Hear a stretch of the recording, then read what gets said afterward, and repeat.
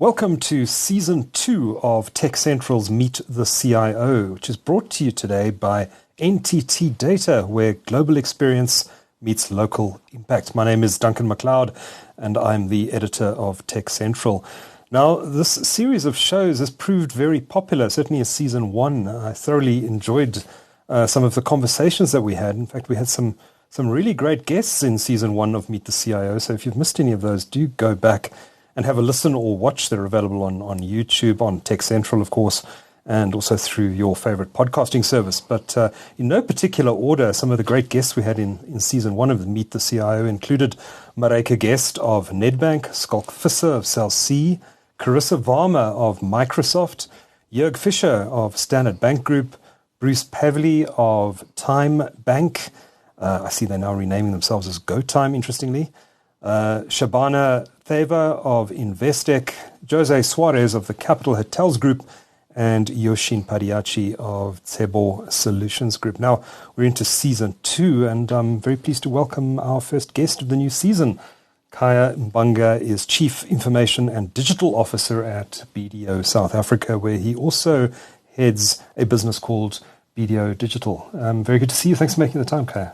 Yeah, thanks a lot, Duncan. Good to be here. That's a pleasure, absolute pleasure.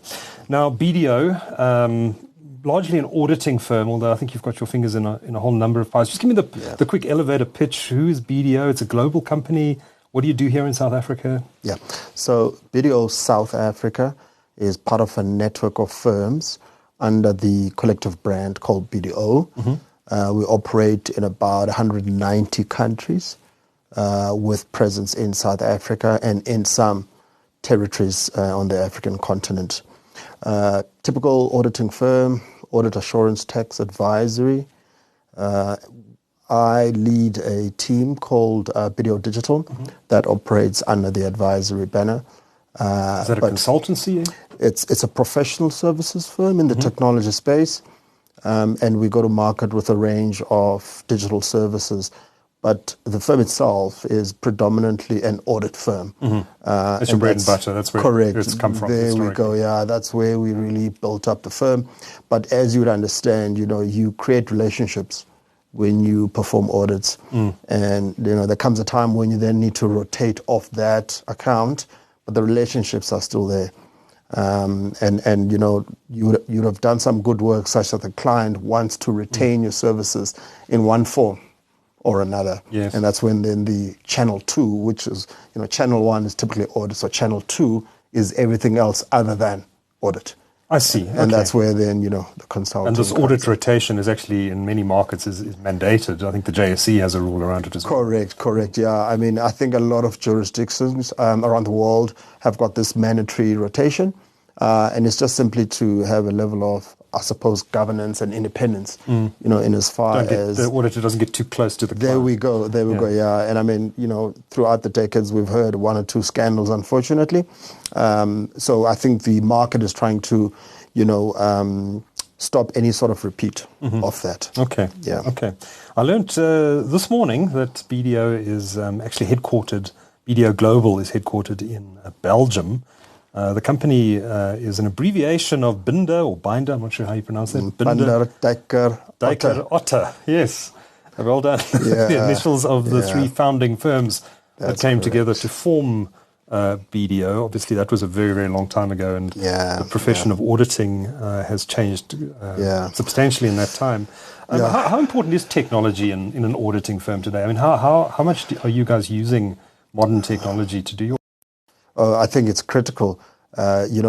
Businesses can actually operate better using the right technologies, right?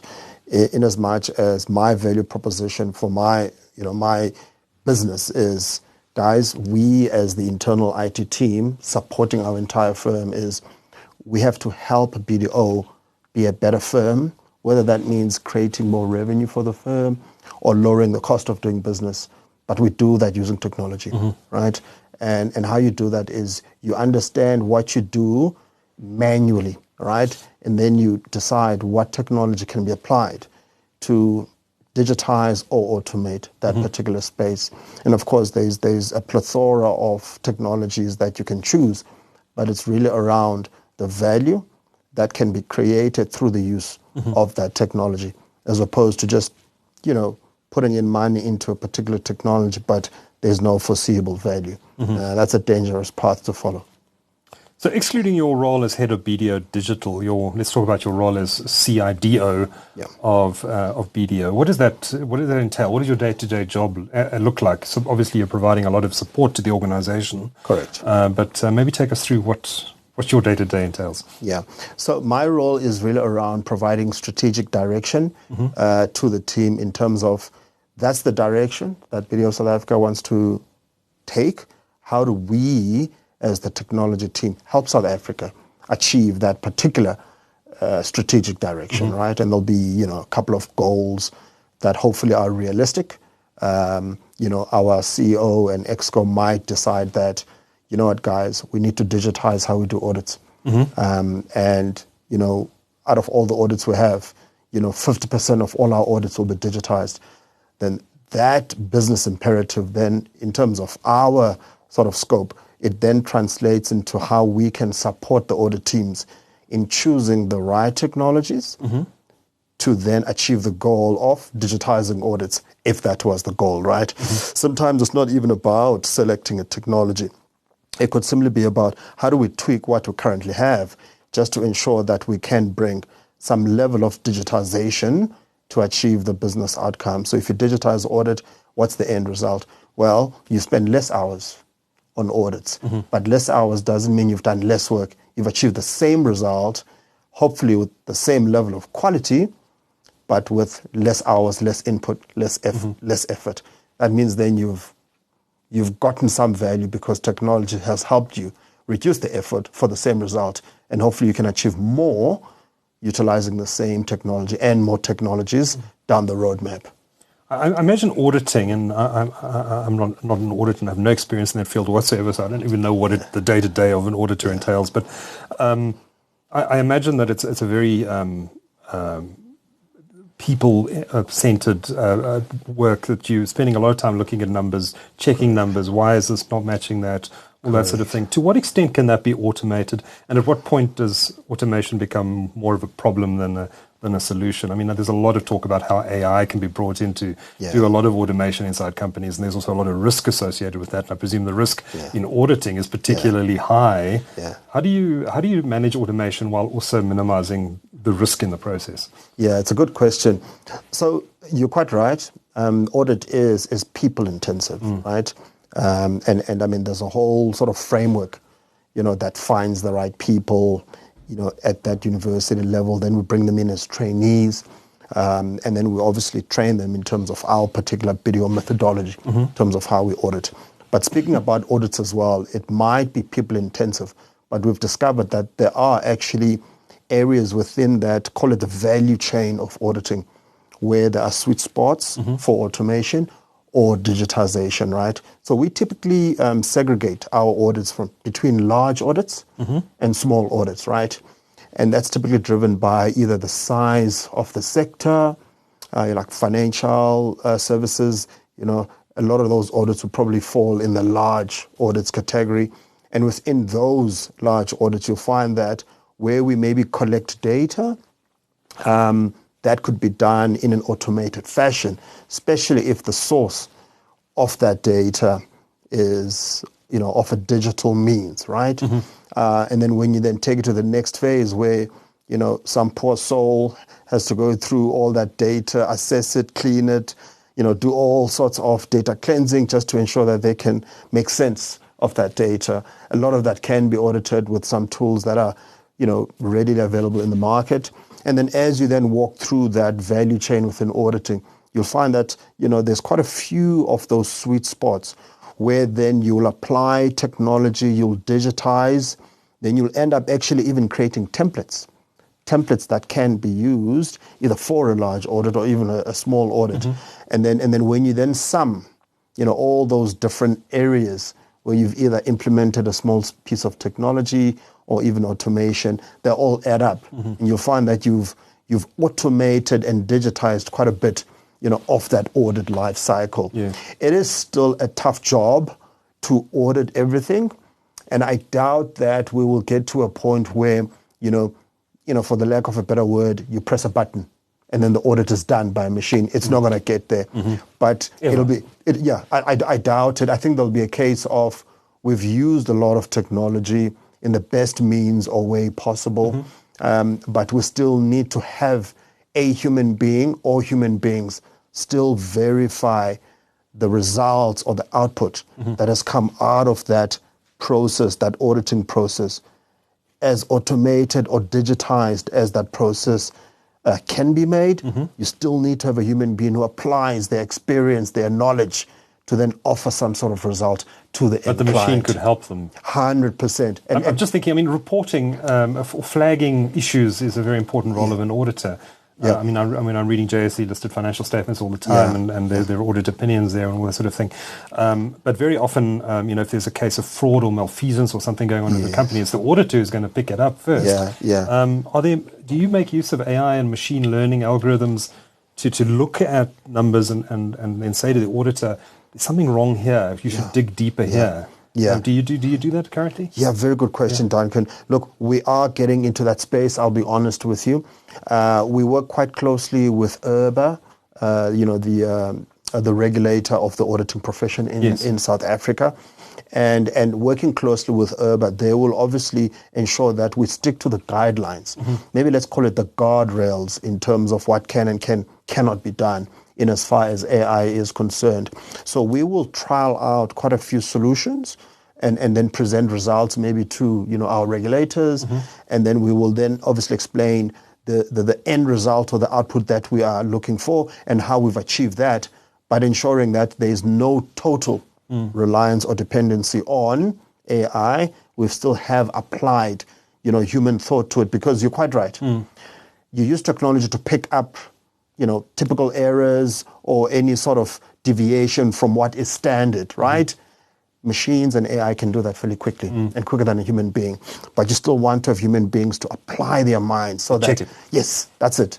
It's the person, it's the human being that eventually gave the opinion. We used AI simply to do the heavy lifting. That is typically done by... But do you think it's going to make reports and audits more accurate because of the fact that the machine is going to be checking the auditor's homework? I think it will, because I think it goes back to your data. So if we get data from the client and the data is of a degree that we trust or a high quality data, that then means that the audit should be, call it,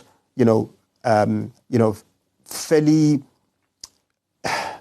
to give you the result that you're looking for, as opposed to, we don't trust this audit because, the data is of a low quality.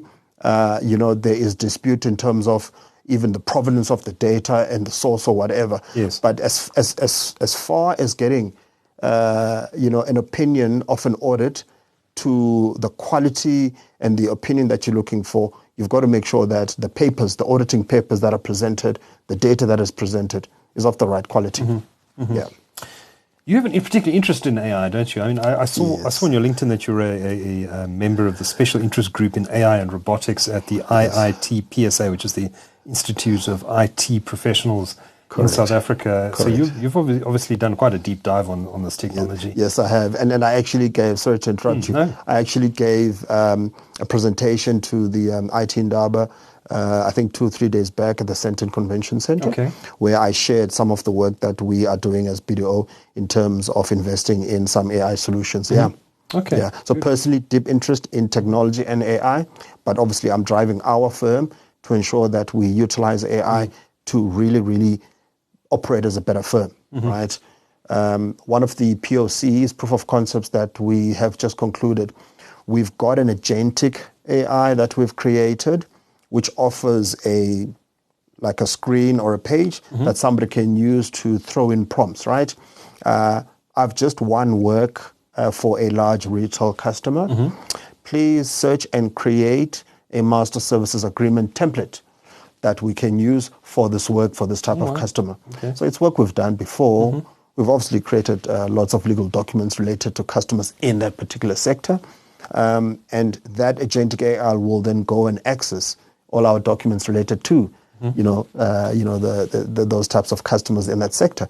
And then the AI will then create a template. And the documents are there. As opposed to having poor person from legal or compliance having to recreate that document. It can be done quicker by AI.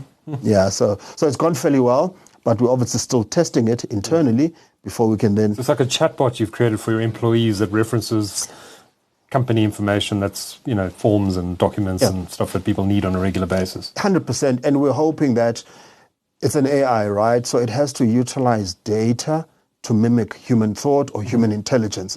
So without a human being prompting that particular solution, the AI should get to a point where it creates not just that one document, the MSA, that the user has requested, but the AI should think, no, hang on, we've got a legal process, and anytime there's an engagement, it starts with an MSA, but hang on, there are other legal documents that are part of this entire engagement. There is a letter of engagement, that's another template, and so forth. There's a scope of work document. So why not create those and then present them to the user? Right. So we're hanging back because we've thrown all these documents, not just the MSAs, but we've thrown all the other documents, and the AI has got access to them. But that's the power that we want to prove with AI, that it can, at the end of the day, mimic what we would do as a team that is tasked with creating legal documents for new engagements. Yes. Otherwise, the value isn't there. So we're doing it in a safe space internally up until we can get that value. Okay. And is it working? It's working, touch wood. Yeah. But obviously, we need to stretch and test that it's giving us the value. So we decided to add an extra screen because we want to then go into, more functionality. So, watch the space. We obviously are still testing, and we're hoping for good things. Yeah. Are AI hallucinations a concern to you? I mean, I'm particularly thinking the media industry where we're very wary of AI because of the mistakes it can make. And auditing, of course, is a business where mistakes can't be tolerated. Correct. So do these hallucinations that AI are known for concern you in applying it in your internal processes? Yeah, I think those are quite real. We've had a few of those where the AI spat results that were not expected, like totally left field. And I think that is tweaking that happens over time, right? And I suppose if you maybe take it back to even just a person that you are trying to be patient because there is a journey of learning that's happening. Remember, you get to a level of intelligence through some kind of learning, right? But in the journey of learning, there'll be some mistakes and stuff. And for me, I see it in a similar fashion with AI. Right? It's going to make mistakes every now and then, which is why when people say, AI is going to replace people, AI is not going to replace people. People aren't going anywhere. AI is simply going to be a smart assistant to what we do. But we need to be patient and thoroughly test and plan for cases where there are misgivings of inaccurate information, which is what we would call hallucinations. And that's why we need time. We need to give these solutions time such that we can get them to a point where they're spitting out information and results that we trust. Right? It's like a human being. You're going to ask somebody and want to test their intelligence. At some point, they'll give in, and then, you're a human being. You can only take so much, but, with time, you'll perfect and keep enhancing that solution up until you're happy with the value that you're getting from it. Yeah. Are you finding the skills you need in this market, particularly to do this more advanced stuff? Look, the skills are tough to get.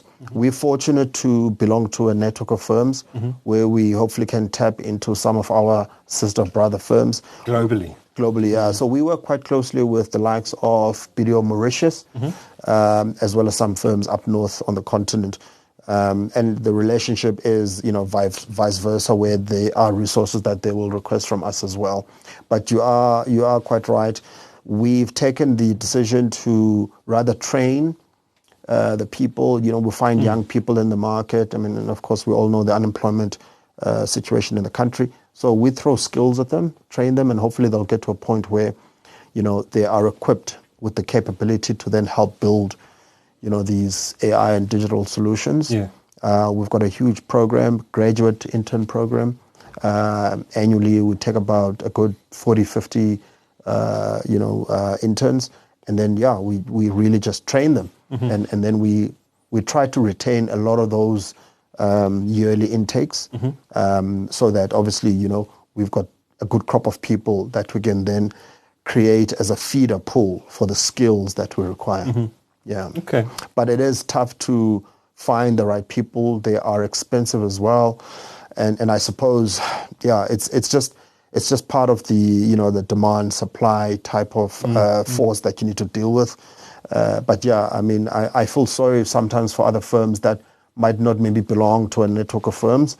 But I think locally we're doing a bit as well, just in terms of, finding people and training them and ensuring that they've got the right skills. I want to swing the conversation in a moment to just chat a bit about your background and how you got into this industry. But I want to ask you a last question on BDO, and specifically around cybersecurity. It's what everyone talks about these days. Do you have a separate function for that? Do you have a CISO in your organization as well? Or does it sit under your purview? So it falls under my responsibility.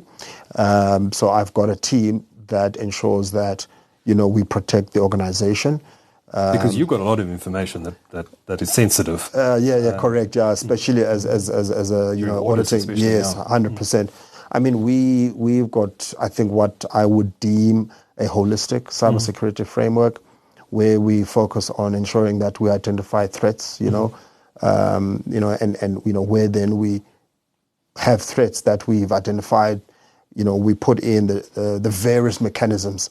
It's a multi-layered approach because with those different layers, you can have some sort of a defense in depth, So you defend here, and then if the threat manages to get through that first level, there's various layers, of protection.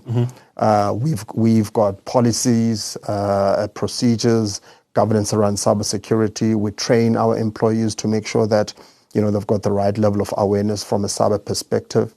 And we've got obviously a business within our advisory pillar.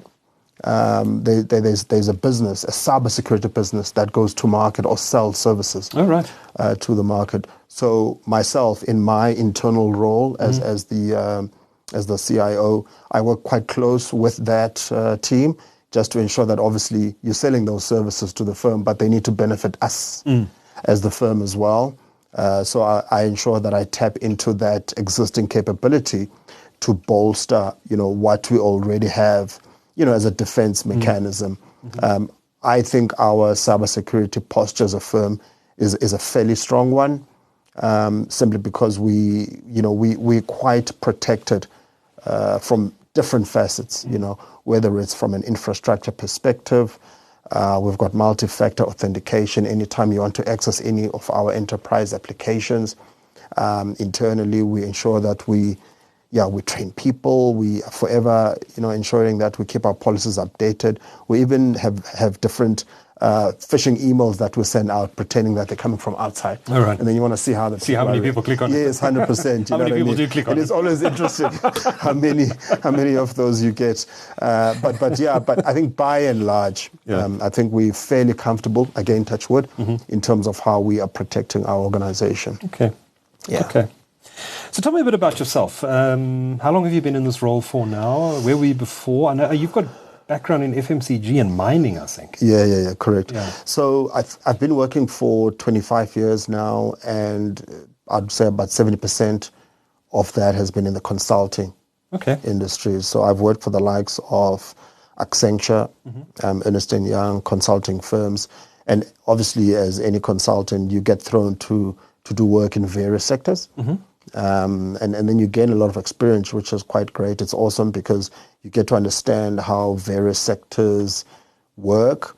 And then you eventually get to a point where you amass this knowledge and then you use it to hopefully benefit, either your firm.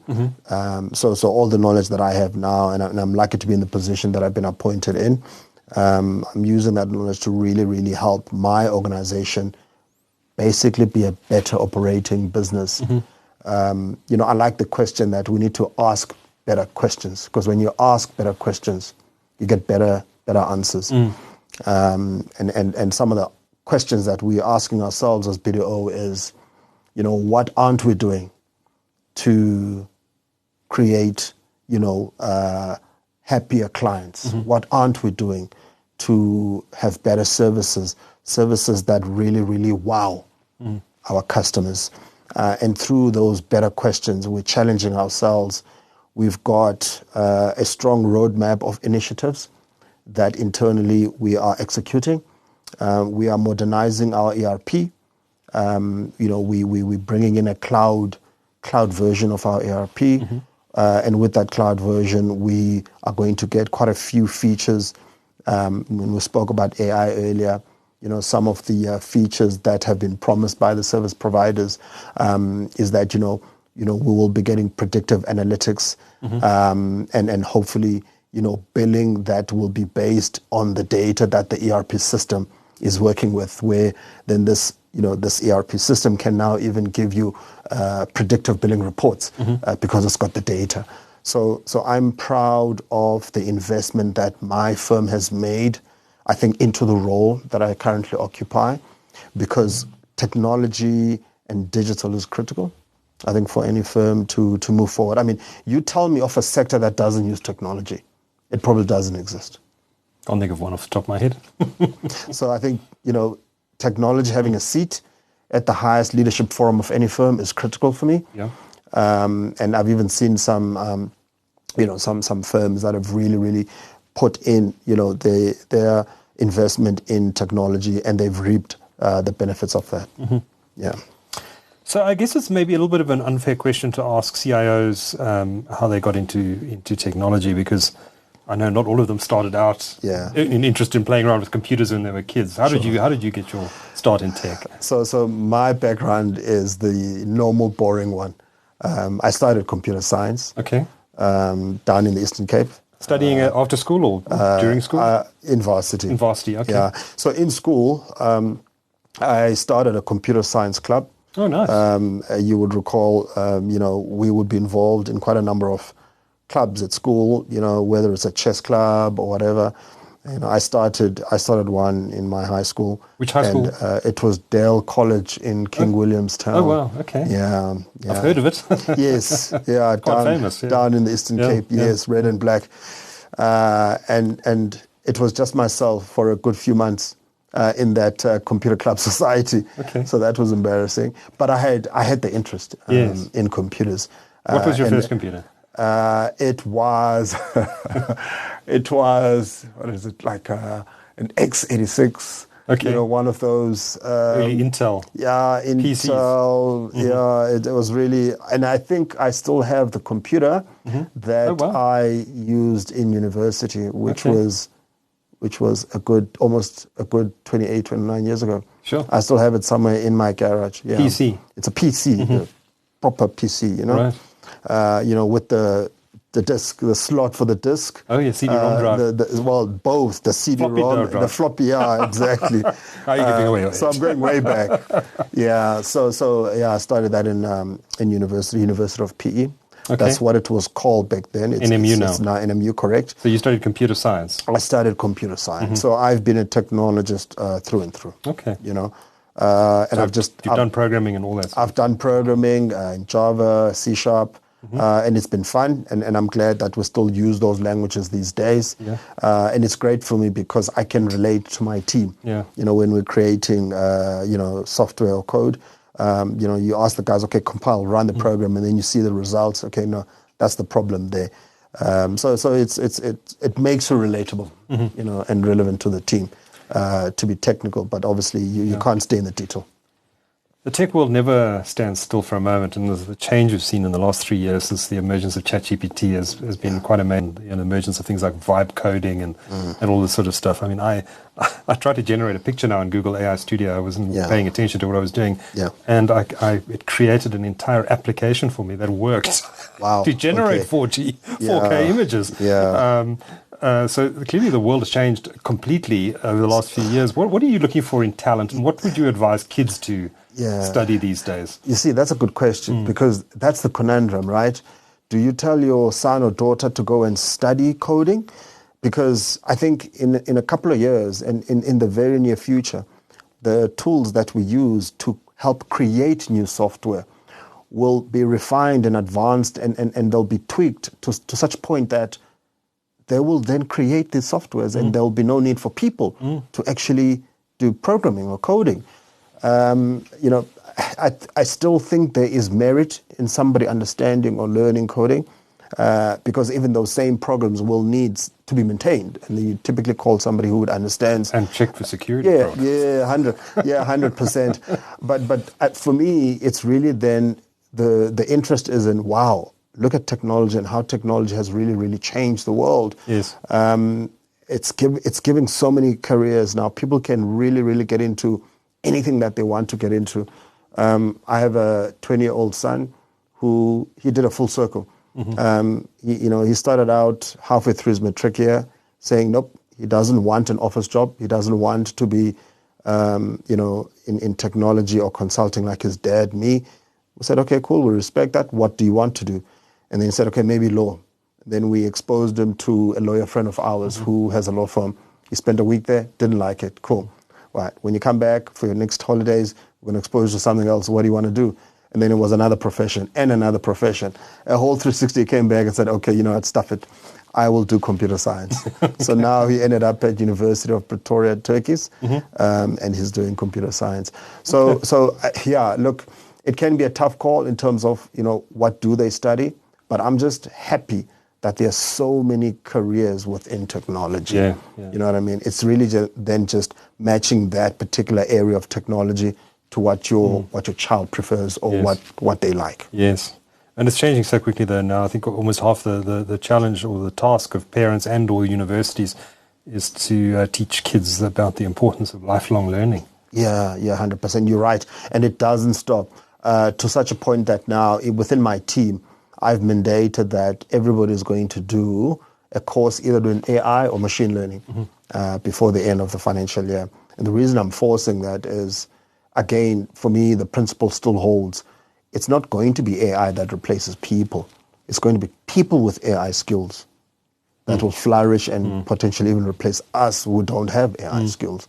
So do a course, even if it's a generic AI 101. Start to understand it. There we go. Before the robots rise up. Yeah, before they take over the world. Exactly. You posted, I think, on LinkedIn recently, and I'm going to appropriate this idea for this show because I'm going to ask all my guests on season 2 of Meet the CIO. But you posted a hack for your productivity, how you something you found very useful to give you a productivity boost. I'm always looking for new ways to hack my productivity.